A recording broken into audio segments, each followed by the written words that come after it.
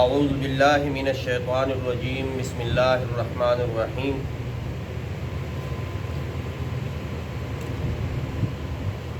جب دشمن کا خوف ہو، نماز کا وقت ہو، سفر ہو یا میدان جنگ ہو، تو پھر نماز کیسی پڑھی جائے؟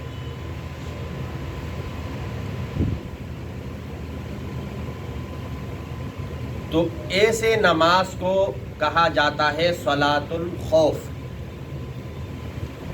صلاۃ الخوف، دشمن کا خوف ہے، ڈر ہے کہیں حملہ نہ کر دے، وہ پتہ چلے کہ اللہ کی طرف ہاتھ باندھ کے کھڑے ہیں اور وہ موقع پا کر سب کو ختم کر دے۔ تو اب کیا کیا جائے؟ نبی علیہ الصلوۃ والسلام نے خود ایک غزوے میں اسی طرح نماز پڑھائی جس کو صلاۃ الخوف کہا جاتا ہے۔ اب اس میں دو طریقے ہیں، امام مسافر ہوگا یا مسافر نہیں ہوگا، مقیم ہوگا۔ اگر امام بھی مسافر ہے تو پھر ظہر، عصر، عشاء یہ تین نمازیں قصر پڑھی جائے گی، دو دو رکعت کر کے، جس طرح عام حالت میں ہم سفر کی نماز پڑھتے ہیں۔ اب دو جماعتیں بن گئی، امام صاحب نے اللہ اکبر کہا تو دو جماعتوں میں سے ایک جماعت امام صاحب کے پیچھے کھڑے ہو کر ایک رکعت پڑھے۔ کتنی رکعتیں پڑھیں گے؟ ایک۔ جب ایک رکعت مکمل ہو جائے، امام صاحب دوسرے رکعت کے لیے کھڑے ہو جائے تو یہ والی جماعت چلی جائے اور جو دشمن کے سامنے کھڑے ہیں، اسلحہ ان کے پاس ہے، وہ آئے دوسری رکعت امام صاحب کے ساتھ پڑھے اور پہلی رکعت جس جماعت نے پڑھی تھی وہ چلی جائے دشمن کے سامنے کھڑے ہو۔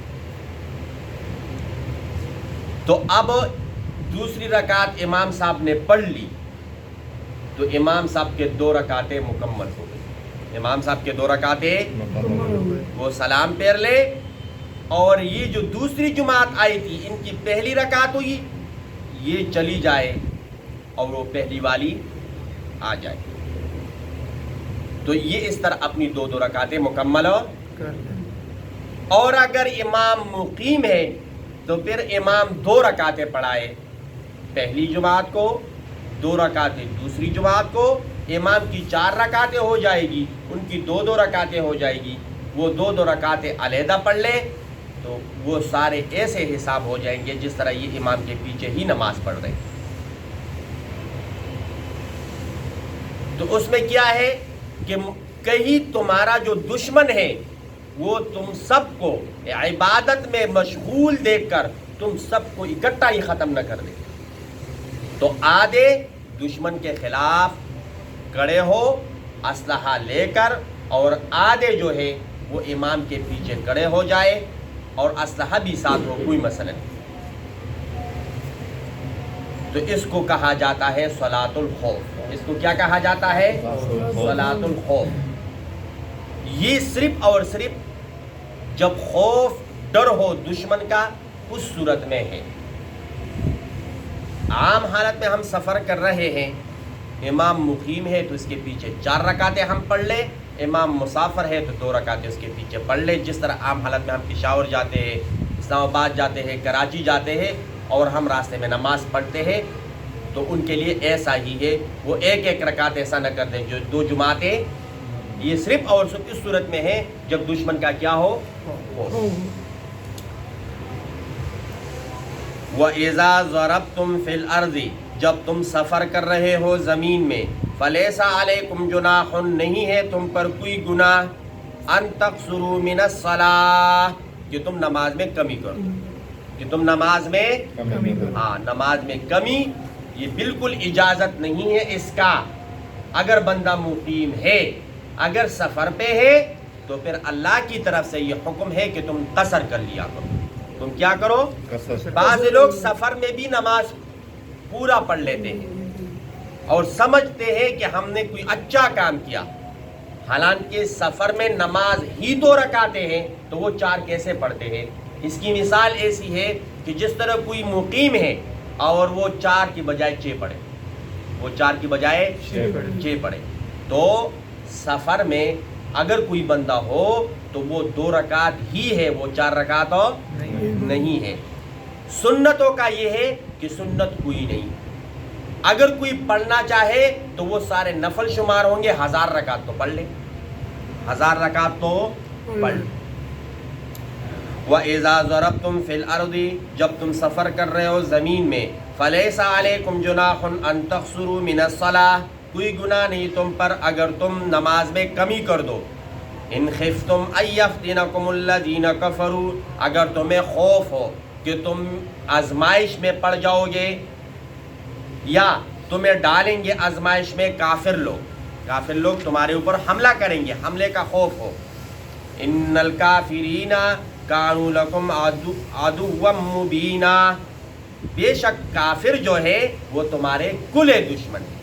بے شک کافر تمہارے کیا ہے؟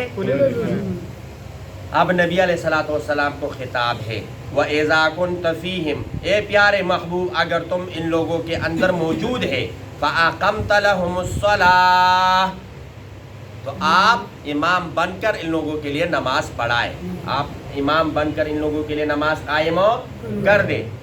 فَلْتَقُمْ طَائِفَةٌ مِّنْهُمْ مَعَكَ، ایک جماعت تمہارے پیچھے کھڑے ہو جائے، ان میں سے 2 جماعتیں ہو جائیں گے، ایک جماعت تمہارے پیچھے کھڑے ہو جائے.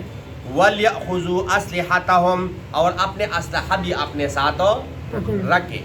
فَإِذَا سَجَدُوا، جب یہ لوگ سجدہ کر لے یعنی پہلی رکعت مکمل ہو جائے، فَلْيَكُونُوا مِنْ وَرَائِكُمْ، تو یہ ہٹ جائے آپ کے پیچھے سے، یہ ہٹ جائے آپ کے پیچھے سے یعنی چلے جائے، جو دوسری جماعت دشمن کے سامنے ہے ان کی جگہوں پہ چلے، مورچے پہ چلے جائے. وَلْتَأْتِ طَائِفَةٌ أُخْرَىٰ، اور دوسری جماعت آ جائے، وہ دوسری جماعت آ جائے. لم یصلوا، جنہوں نے نماز ابھی نہیں پڑھی، لم یصلوا، جنہوں نے ابھی نماز نہیں پڑھی. فَلْيُصَلُّوا، وہ نماز پڑھے، معاک آپ کے پیچھے. وَلْيَأْخُذُوا حِذْرَهُمْ وَأَسْلِحَتَهُمْ، اور اپنا جو سامان ہے یا اسلحہ ہے وہ اٹھا لے، جو اپنا اسلحہ ہے اور سامان ہے وہ پکڑ لے. وَدَّ الَّذِينَ كَفَرُوا، چاہتے ہیں کافر لوگ، لَوْ تَغْفُلُونَ عَنْ أَسْلِحَتِكُمْ وَأَمْتِعَتِكُمْ، کہ تم غافل ہو جاؤ اپنے اسلحے سے اور اپنے ساز و سامان سے. کافر تو یہی چاہتے ہیں، وہ تو تاج میں بیٹھے ہوئے دشمن، کہ وہ میرا جو مخالف ہے وہ اس کی کمزوری کیا ہے، اور جب وہ کمزوری پالے تو تمہارے اوپر حملہ کر دیں.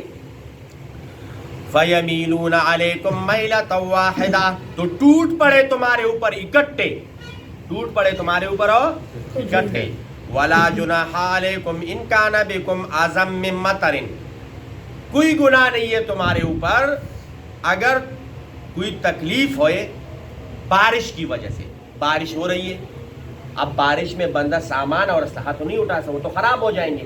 تو جو جماعت دشمن کے سامنے ہے وہ تو اپنا اسلحہ سنبھالے جیسے بھی ہو. جو نماز پڑھ رہے ہیں تو اس صورت میں اگر کوئی بارش ہو رہی ہے تو پھر اگر وہ اسلحہ رکھے تو کوئی حرج، اگر وہ اسلحہ رکھے تو کوئی حرج ہو نہیں.